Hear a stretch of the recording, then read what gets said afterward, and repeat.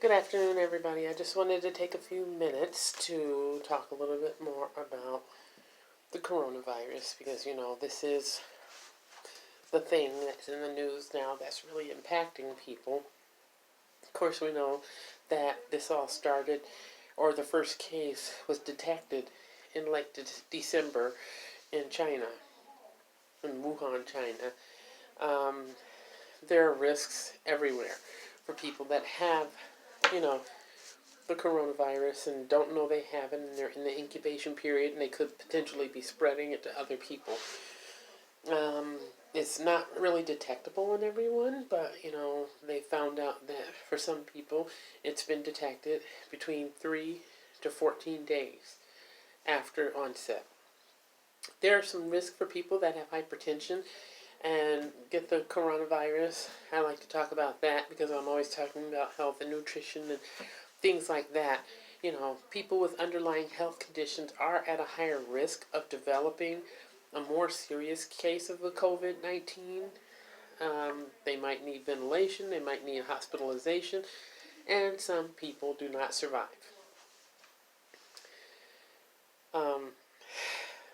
Some implications of hypertension and COVID-19. I just want to go over a little list that I've put together. Patients with hypertension and cardiovascular disease have higher levels of ACE2.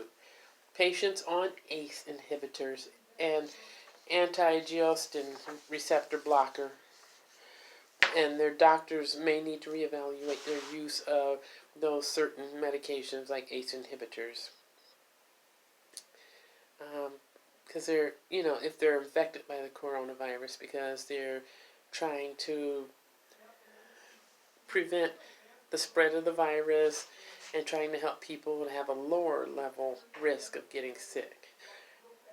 So, standard precautions are being taken for any respiratory infection, and it's definitely recommended by the CDC for this. Wash your hands, which I say all the time, frequently, including before and after using the bathroom, especially after being in a public place or coughing or sneezing, and before you eat and after you eat. Greet people with a wave. You can do the elbow bump if you want to instead of handshakes or hugs. Use a tissue or your sleeve to touch high traffic surfaces.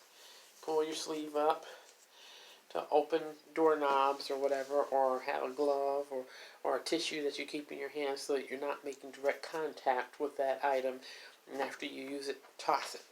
Avoid touching your face, since the germs can enter through your eyes, your nose, and your mouth. Clean your home phone thoroughly with disinfectant. Clean your cell phone, but don't use bleach, because bleach might ruin your cell phone.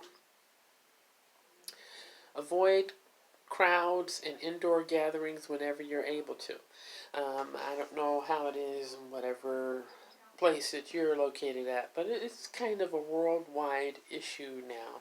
And in Minnesota, where I am, we've had 5 confirmed cases of it. Other states have had several confirmed cases. So it's really important to avoid crowds because you don't know who's been in contact with whomever, and with it having that incubation period, you want to be sure that you're not catching it or spreading it. You can do streaming religious services online instead of going to your regular place of worship. Asking others to bring your daily necessities such as groceries and household items, you can do that. Or if you've prepared, like we talk about so much on this channel, and then you don't have to really worry about all that. You work with what you have at home. And I'll be talking more about using the dried beans and the rice and using the slow cookers so that you can use those things for those of you who have been preparing in that way and are not quite sure about it. If you don't know beans about beans, don't worry about it because we will be showing how to use those online. You can use video chats to keep in touch instead of going to the larger gatherings. And it's hard, I know. Some people are very social and they like to go out and they have regularly scheduled dinner or counter groups or whatever activities. But it's better to be on the safe side because people with weakened immune systems and the elderly are definitely more susceptible to this virus. But then, there are some people that are in their 30s that are getting it now. So we're not quite sure how this whole thing works. So it's better to be safe than sorry and take, precautions for yourself. So, getting prepared. You want to make sure you have a plan for yourself.